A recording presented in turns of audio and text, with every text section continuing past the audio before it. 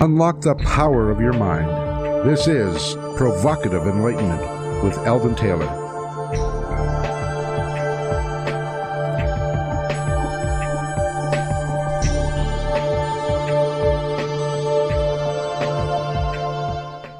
Welcome and thank you for joining us today. The next hour is devoted to learning something more, not just about the world of shoes and ships and sealing wax, but about how, what, and why we believe as we do. A time for the open-minded, willing to challenge some of those old ideas behind what we think we know, who we are, and who we might just become. I'm Eldon Taylor, and this is Provocative Enlightenment. All right, our chat room is open, and my partner Ravinder awaits you there now if you happen to be listening to this on the internet. And we get lots of feedback from around the world, so we know a large part of our audience is indeed on the internet. You can log on by going to provocativeenlightenment.com/chat. We do have a great chat room, so Ravinder, tell us all about it, please. Yes, we have a lovely chat room, and we'd love to see you there as long as you can get on the internet without getting in trouble with your boss or anything like that. So do come join us, for a great conversation. That's provocativeenlightenment.com/chat. Okay, now, Ravinder, for our on-the-dial listeners, the chat room remains up for 4 weeks following the show. So the videos that we show, the conversations that go on, sometimes our guest actually joins in the chat room. The URLs that get posted and so forth, they're there. If you happen to be driving in your automobile, you hear the show, and you're really interested in following something up, you can go to provocativeenlightenment.com/chat. Yeah, we post all the extra information up there, any URLs that get mentioned on the air. It's really hard for someone to take down sometimes, especially when they're driving. But no, we will have all of that up there in the chat room. Great, excellent. Okay, today's spotlight is all about herding the herd.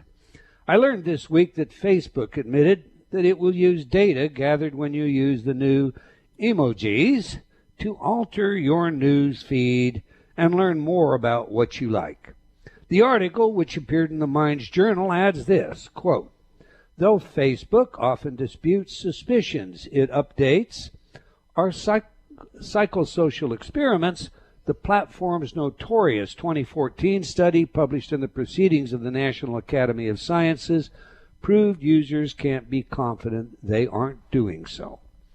Facebook users became unwitting social media lab rats when data scientists manipulated the news feeds of some 700,000 people to study emotional contagion.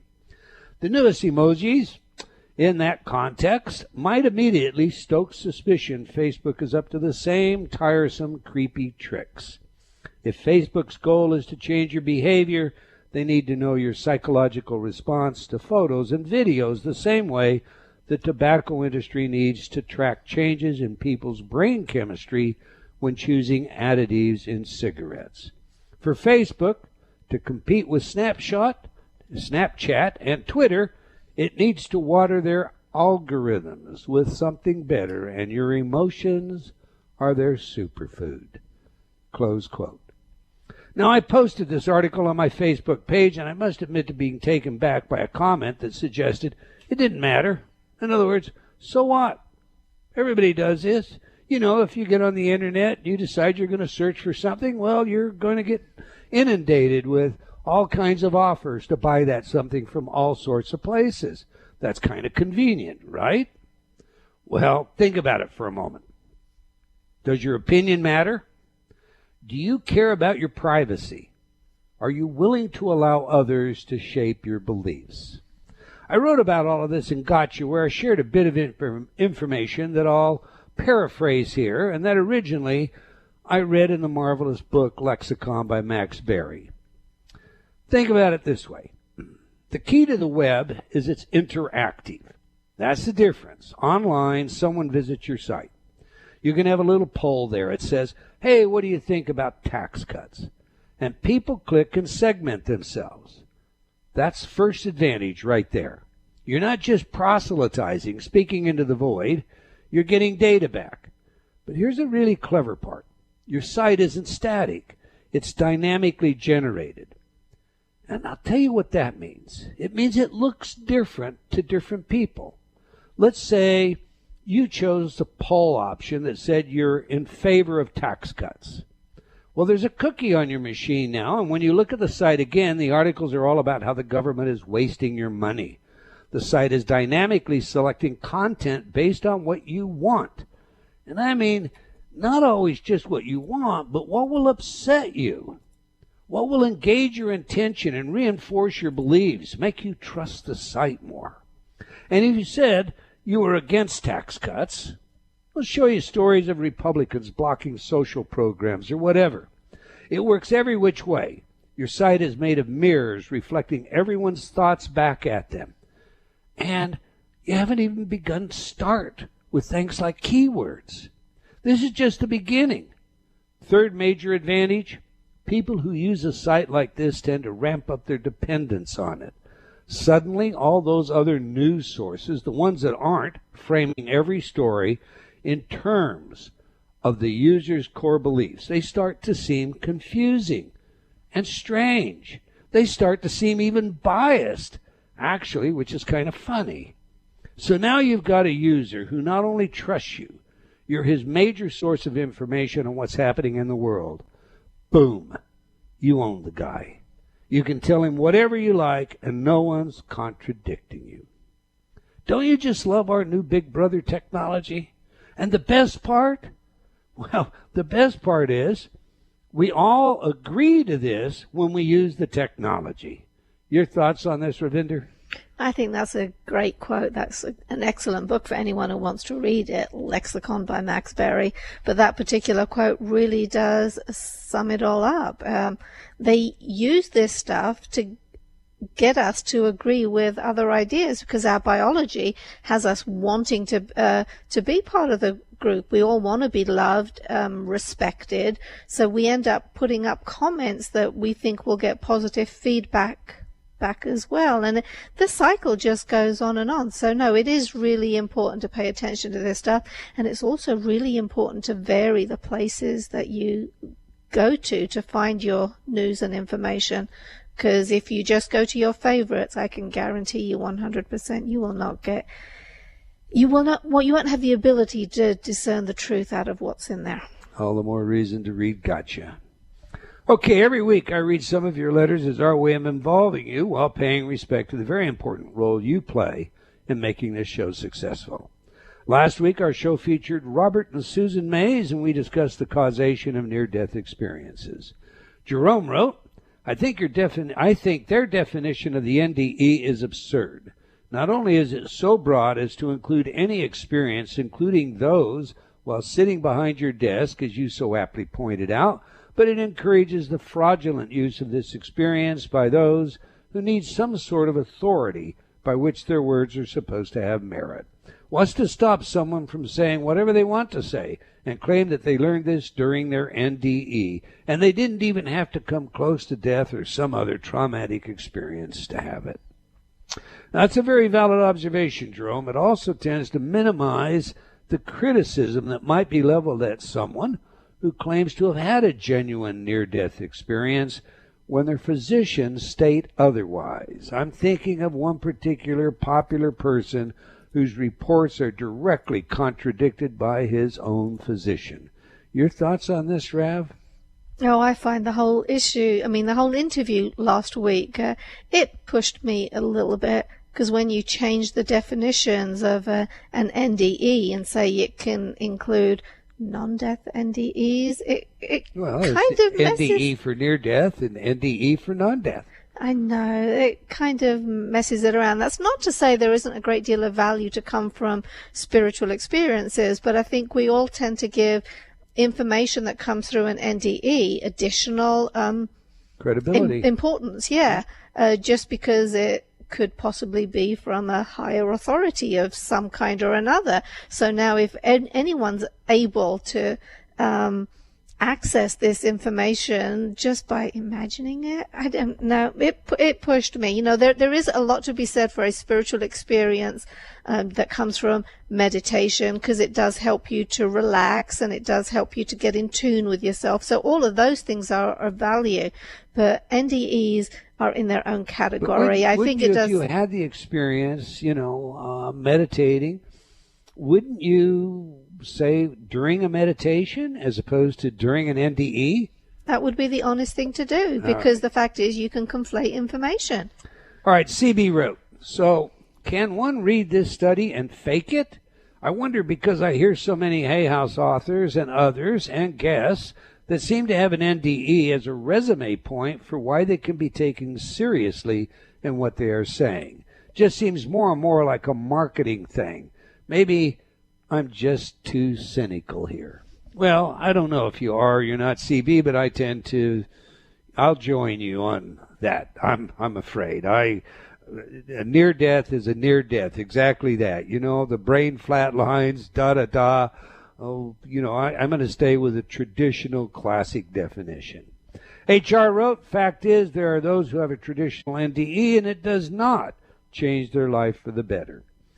OV remarked, my take on negative NDEs, somehow the experience is linked to beliefs, so positive negative is linked to the person's understanding, beliefs, etc. In a way, like the movie Contact, where the Jodie Foster's beach experience has been done for her so that she will feel comfortable.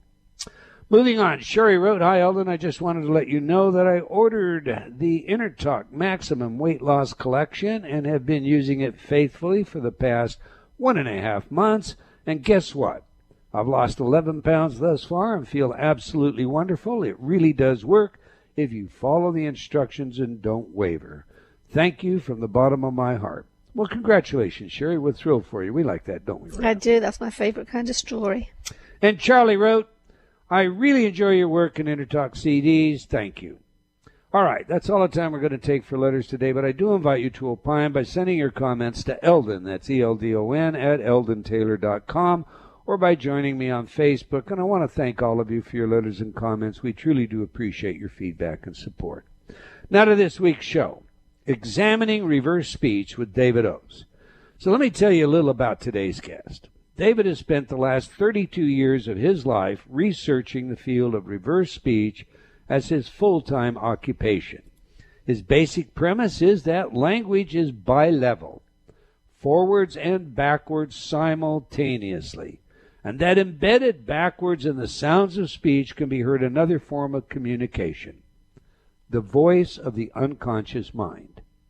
David has published several books on reverse speech, including Beyond Backward Masking, Voices from the Unconscious, It's Only a Metaphor, and his latest, A New Theory About Language. Overcoming his speech stutter, he has lectured around the world and trained hundreds of students.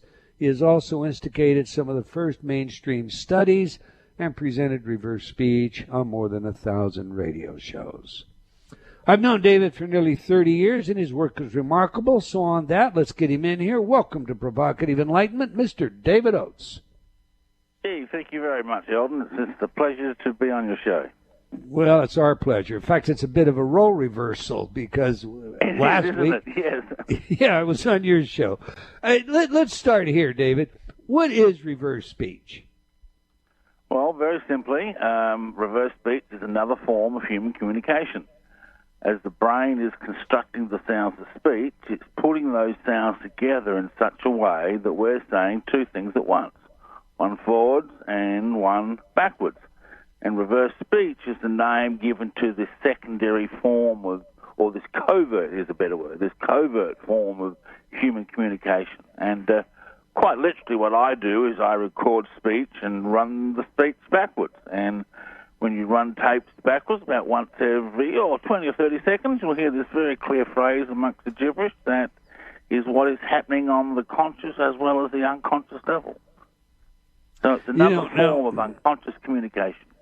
Right. You and I have discussed this, but, years ago, I know from my own personal experience, I was conducting a lie detection exam. Well, I was following a lie detection examination. I was reviewing the audio recording, and the subject was deceptive according to the charts.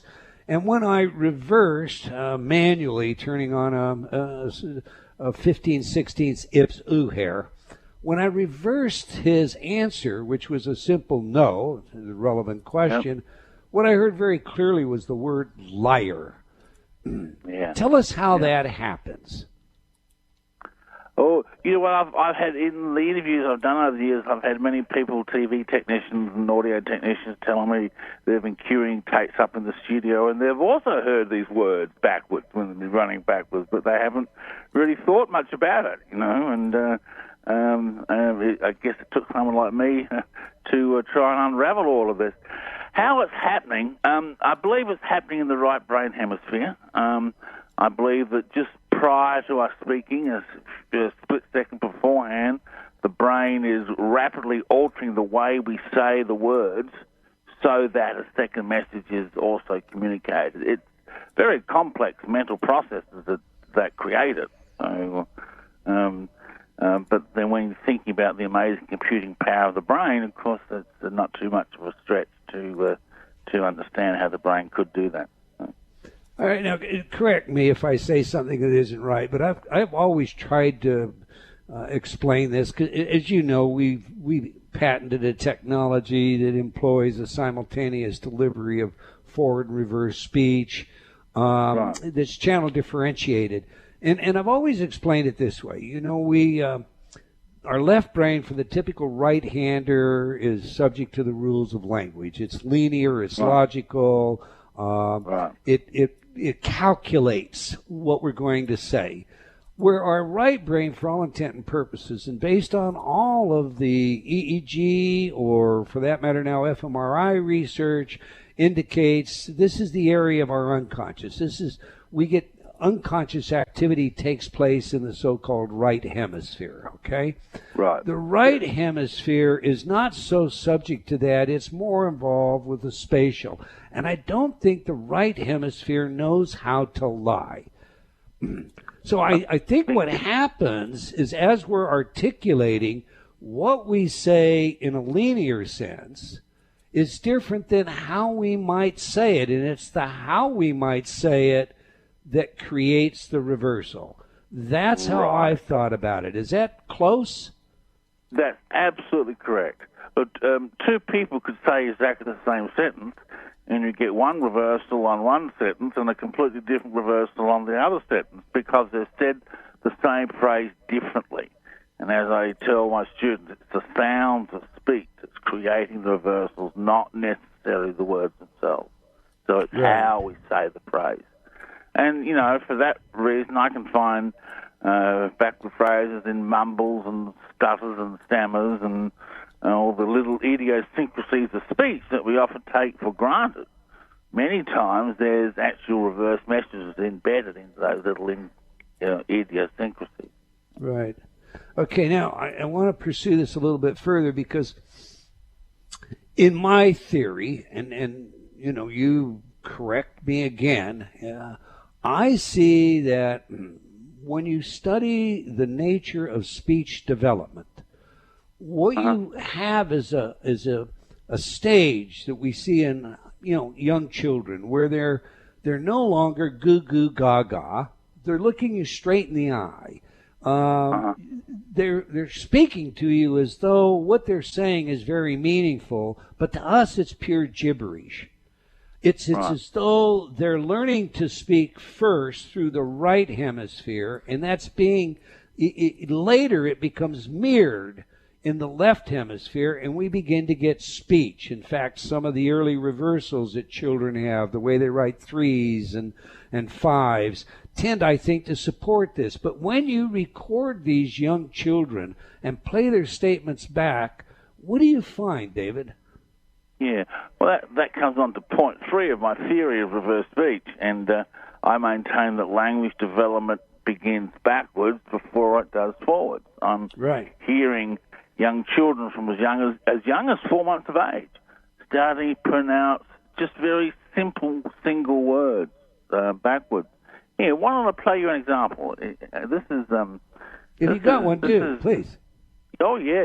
This is my daughter at 12 months of age, and she's playing in a bathtub, and she's trying to pick up a cup. She can't pick it up, and she reaches out to me for help. So let's play this forward.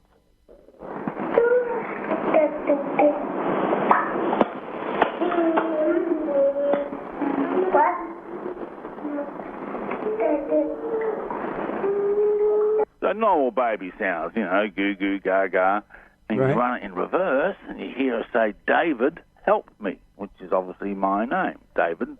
And so here we go.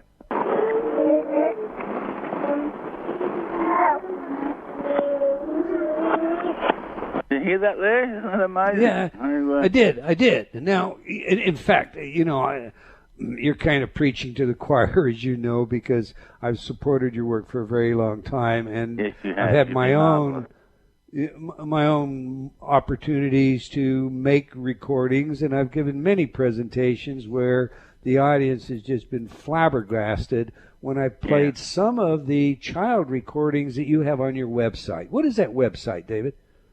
That is reversespeech.com, all in one word, R-E-V-E-R-S-E, speech, S-P-E-E-C-H. And if you're listening to this show and you want to have some fun, you definitely want to go to reversespeech.com, listen to some of them, and then if you've got a small child, begin to record their conversations. Yes. Now, before we get to the break, I want to pick up something else here. There are skeptics that would say to you, you know, that doesn't fit Chomsky's model of how we learn language. This is just all nonsense. You know, this is glossolalia, and, you know, the fact that people are hearing these things, you know, we can do this, we can suggest that you hear this. They've actually run studies where they do that. And, you know, my answer has always been, look, all I can say is take a look at the double-blind studies that we've run on this technology, or that have been run by leading researchers at leading institutions on their own. And, of course, that sends them away. But in your application, what do you say to these skeptics? Well, actually, I get quite blunt. I say, well, your original theories about language acquisition is wrong, because children are speaking a lot earlier than what you're giving them credit for, and they're speaking in reverse first. As far as suggestion or imagination, look, I've done many tests where we've run tapes in reverse, and everyone has heard the same phrase at exactly the same time. If this was just auto-suggestion or tricks, then you couldn't do that. You couldn't have that commonality of observation. Right. So, have you found that by actually demonstrating the reversals in a context, you've been able to dismiss the concerns of the so-called skeptic? Oh, absolutely. Here, let's play you a couple without telling you what they say. Okay. And, all right. We've only got a couple of minutes before break, but go ahead, do one. Okay, I'll just pick up one. Okay, this is Bob Dole in '96, resigning from the Senate. It lays claim to you. Your obligation is to bring to it the gifts you can of labor and honesty, and then to depart with grace. Okay, listen carefully. What's he saying backwards? I'll play it twice. It's an honor. It's an honor. Okay, that's pretty clear. I think you would agree. What did you hear? Yeah, it's an honor. Absolutely. Yeah, it's an honor. Yeah. Now, that is Bob Dole resigning from the Senate. Is that correct? Correct. In '96, to run against Bill Clinton, he was actually the Republican nominee in '96. So he's being very genuine and congruent. It was an honor to serve in the Senate, and that's what he's feeling, and so his unconscious mind, or his right brain hemisphere, alters the speech just subtly to allow that backwards phrase to appear. Now, don't you find that the more emotion there is in the statement that's being made, the greater likelihood we have a meaningful reversal? Yeah, most definitely. In front of reverse speech is very predictable in that way. You can almost certainly guarantee where you've got high emotion or high rapport, you'll have a very high number of reversals, and that's because the right brain hemisphere is strongly engaged at that point in time. Whereas Whereas if someone is reading a speech or there's no emotion, you'll get very few reversals because there's not much right brain activity engaged in the conversation. All right. Okay. When we come back from the break, I'm gonna. Not all reversals are congruent or complementary. No. Some of them tell on you. It's some reversals say things that you certainly would never want to say in a way that people heard you say it. I guess that's the best way for me to say it. When we come back from break, I'm going to ask you about some of that and who's using it and why. We're speaking with David Oates about reverse speech. To learn more about our guest, visit his website at reversespeech.com. Okay, we have a video for you today, if you're in the chat room, of backward speech in children. So remember to join Ravinder in the chat room. If you're listening on the dial, again, remember you can check the chat room out when you're next in front of your computer by going to provocativeenlightenment.com/chat. Do stay tuned. We'll be right back. You're listening to Provocative Enlightenment with Eldon Taylor. Do you feel like you've become lost in a funhouse, only seeing the reflection of yourself, past, future, and present, but unable to find the real you? I invite you to step through the doorway and onto a pathway leading to understanding of your mind, your choices, and the influences that surround you. Read Eldon Taylor's New York Times bestselling book, Choices and Illusions. Now expanded, updated, and revised, it will provide you with real-life examples of how you can break free of your current perceptions and begin your journey to How High Is Up. Get your copy today from all bookstores or online from Amazon.com or Barnes & Noble.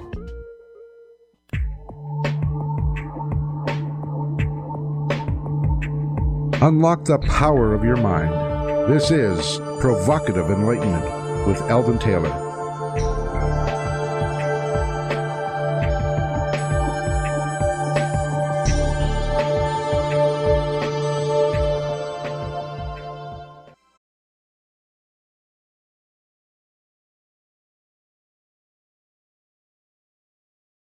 And welcome back. If you've just joined us, we're chatting with David Oates about reverse speech in his latest book, A New Theory About Language. Now we ask our guests for their favorite music that has some genuine significance to them. Music psychology is a new field of research with practical relevance in many areas, including investigations in human aptitude, skill, intelligence, creativity, personality, and social behavior. So we can get a fair amount of self-disclosure when we learn someone's favorite music. All right, we just played some of Pink Floyd coming back to life. So please tell us, why is this music important to you, David, and how does it instruct us about who you are? Oh, dear. Boy, I was listening to that music and my emotions were stirred. It reminds me of my 30-long-year journey with reverse speech, which many times have been very lonely and not emotionally enlightening, shall we say. Many times of being in the depths of despair and having this incredible technology and wanting to shout it to the world. So, yes, so that song really touches my heart as some of the lonely times involved in research. I can relate to that, my friend. I can relate to that. All right, before the break, we were discussing the fact that not all reversals are congruent. They're not all flattering. No. You know, we can have someone say, something that on the surface is flattering, and on the underneath, they're actually, they're stating things that are much less flattering. Give us an example or two of that, will you? Of something that's less flattering. Well, I actually picked a couple of direct lies, but let me play these, and I'll look for something that's less flattering. The first one I want to play is Scott Peterson, who's currently sitting on death row in California, and he's being asked, "Did you murder your wife?" So here's the forwards. Did you murder your wife? No, I did not. Okay, so he's obviously denying it. No, I did not. And we run it in reverse, and he says, "Neck, I hit hard." Neck, I hit hard. And again. Neck, I hit hard. And so as he's denying the crime scene, in his mind, he's actually flashing back to how he actually did it. And when they found his wife's body, she'd been decapitated. And so we're actually seeing in his reversals, he's contradicting his forward statements and telling us the truth as to actually what happened. Does that make sense? Absolutely, totally. And okay, so now here we have the truth, kind of like the lie detection exam where he says no and he's calling himself a liar. And Scott Peterson, I did her, obviously some animus in that reversal directed toward his deceased wife. Oh yeah, exactly right. Yeah. I mean, you get that in the language, but now there's also the collateral aspect that it's you're asking the suspect, what did you do after you left work? And he says, I went to I stopped at the grocery store and then I went home. And the reversal says loaf of bread, gallon of milk, or something. How often do you run into that where you have this collateral data that is filling in the blanks for you, if you will, when it comes giving us extra information. Right. Is what you're asking. Right. Yeah, we call them expansive reversals. They actually happen quite often.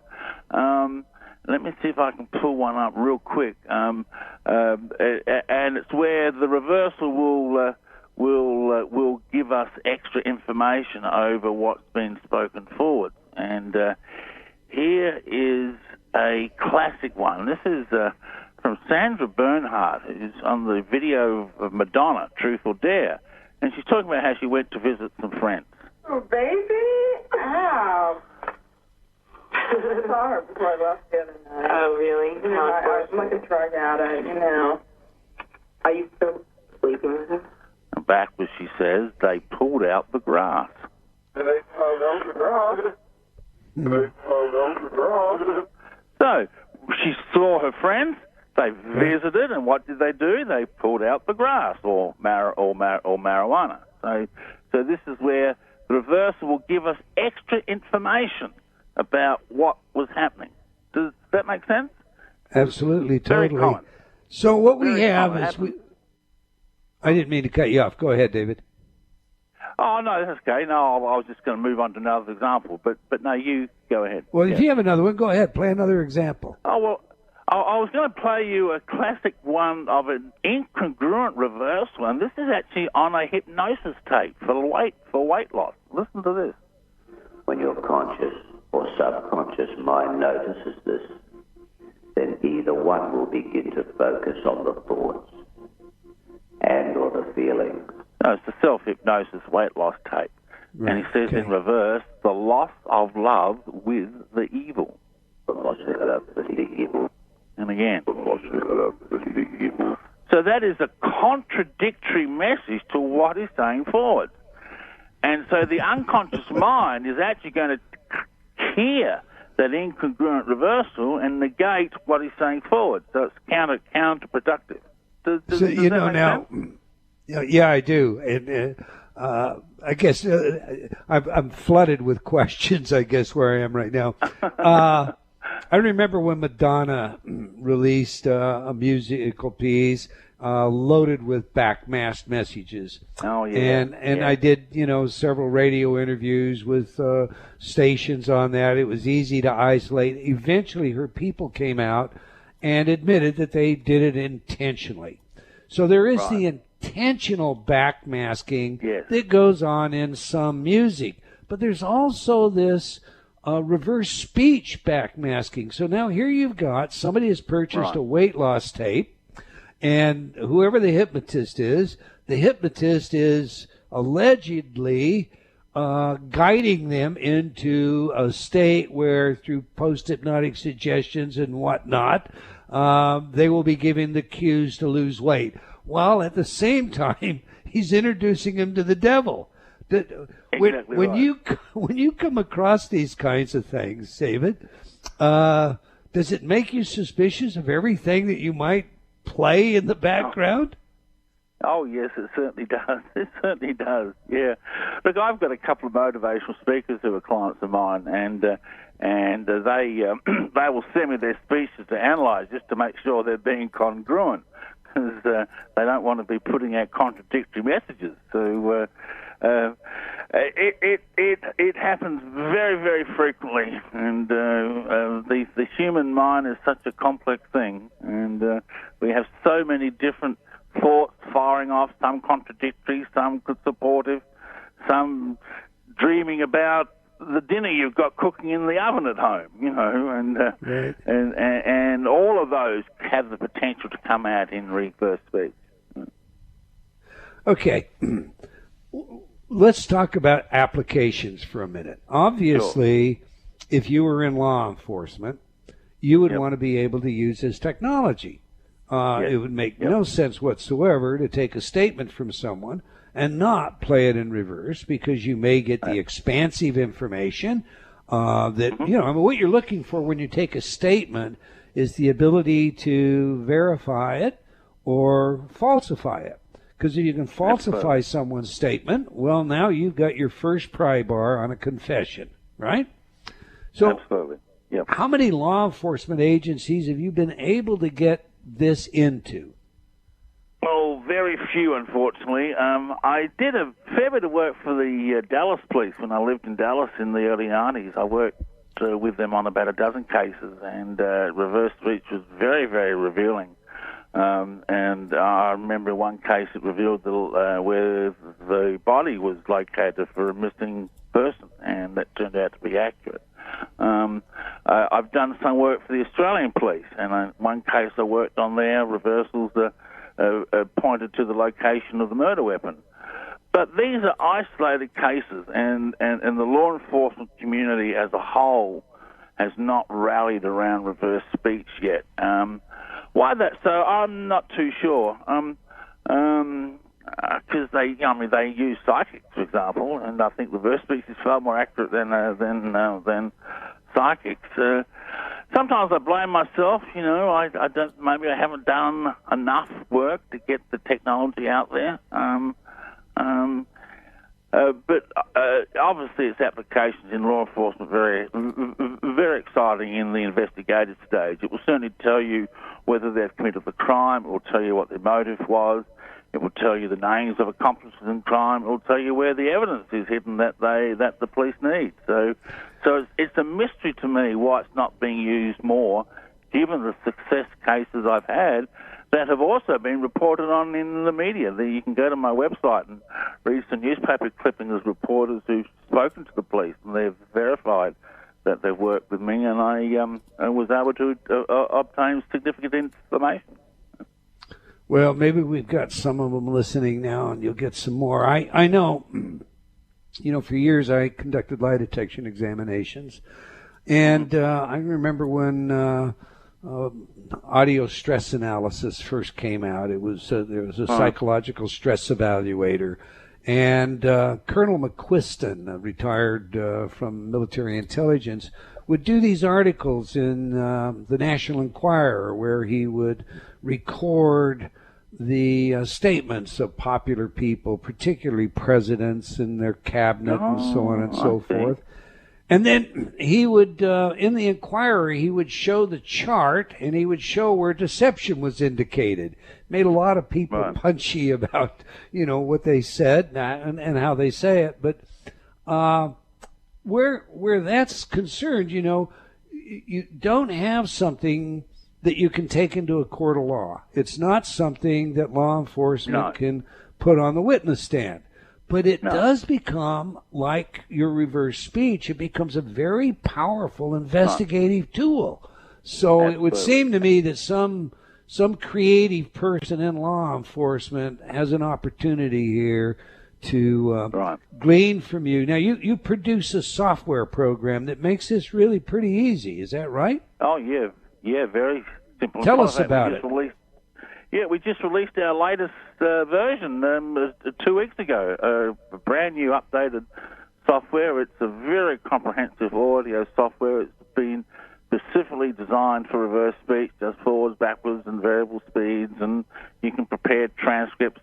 Go to reversespeechpro.com to get the software. That's reversespeechpro, Pro.com. And, it's a marvelous software and can be used by anyone who wants to give it a try. Just want to pick up on one of your statements about law enforcement in court. I don't believe reverse speech should be used in a court of law, but I do believe it should be used in the investigative stage.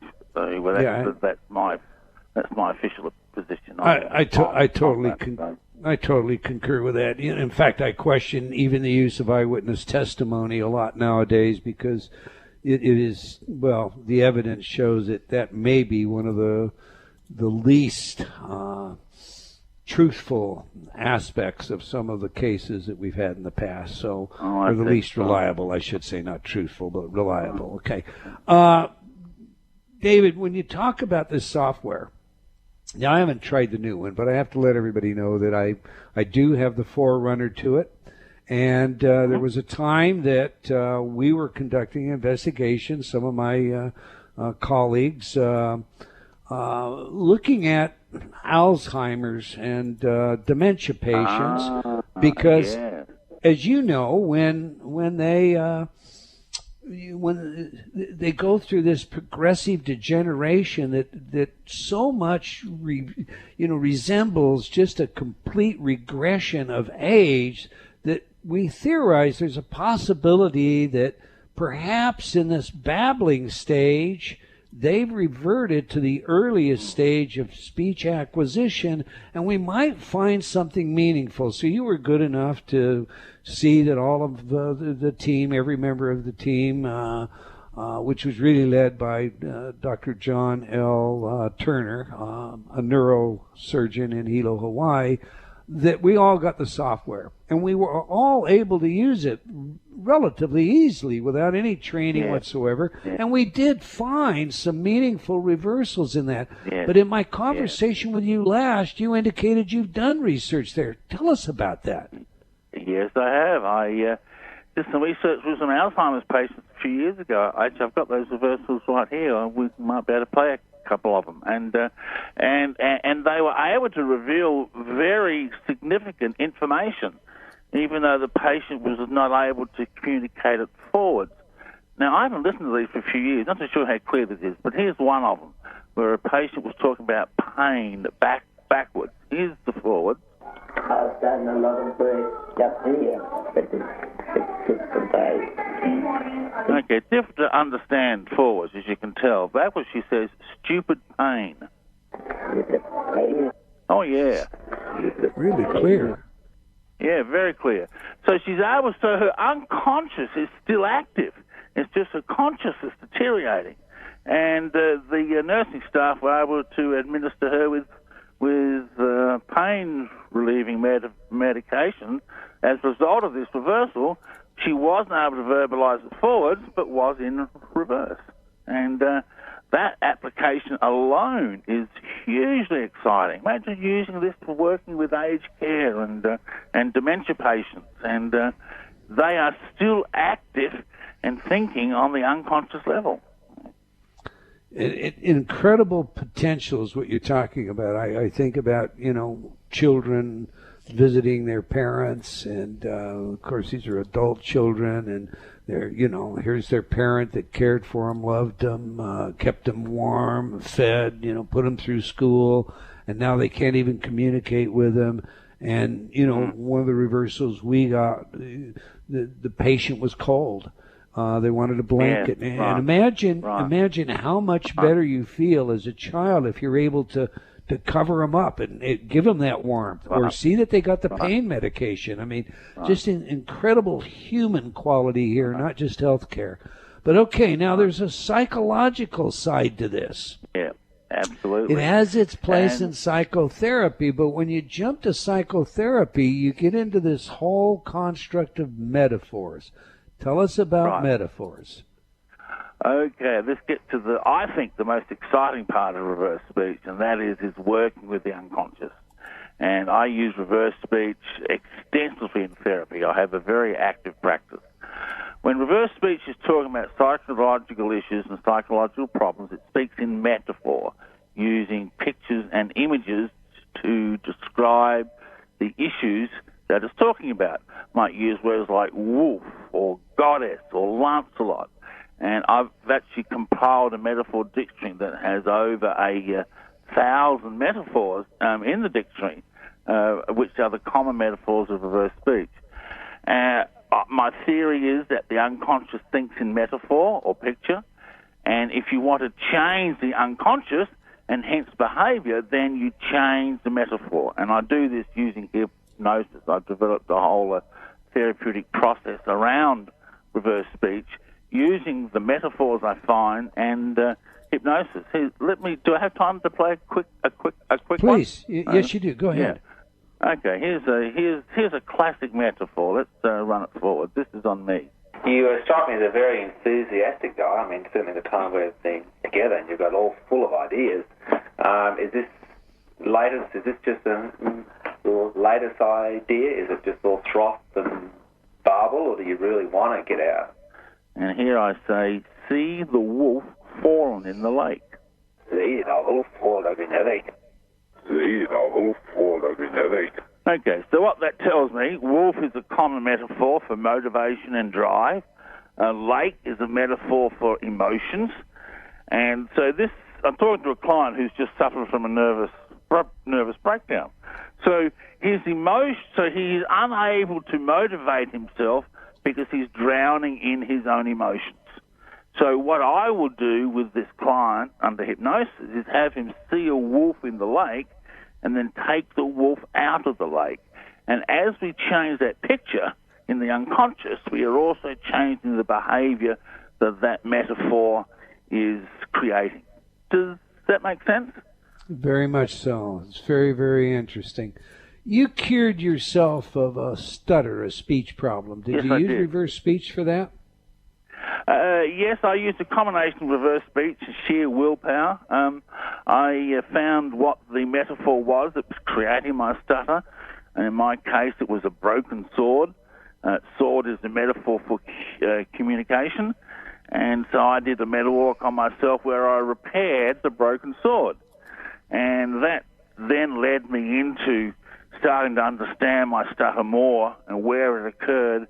And I actually learned eventually to become very strong. If I start strong and stay strong and remain strong, or hold my sword high in the air with pride, then I won't stutter, if that makes sense. It does. It does. It very much does. David, we only have about a minute left. I want everybody to know how they can reach out to you, how they can learn more, because there is so much more that you have to share. And there's so many applications for this that we can use on ourselves. So please, 30 seconds or so, tell our audience how they can contact you. Okay, well, I have a United States number, and that number is 503-568-7077.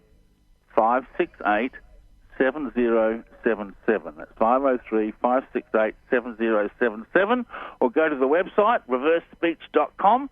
There's over 20,000 examples of reversals on that website. So you can pour through that for days and days and days and still not get to the end of it. So it's a very amazing technology, and we're looking for people to get involved. Give the website where they can get can they get your software at reversespeech.com? Oh, yeah. That website is Reverse Speech Pro, REVERSE Speech Pro, PRO.com. You're going to have to get me that, David. I need to see the new update. I want to thank you, sir, for your willingness to share everything with us and come on the show. We're going to have you back. There's too much to talk about. We've come to the end of another episode of Provocative Enlightenment. I want to thank our producer, Eric Ryder, and all of you out there for joining us today. I hope you enjoyed our show, and will join us again next week, same time and same place. And do tell your friends. Let's have them join us as well. Okay, until next time, wherever you are in the world, remember, believing in yourself always matters.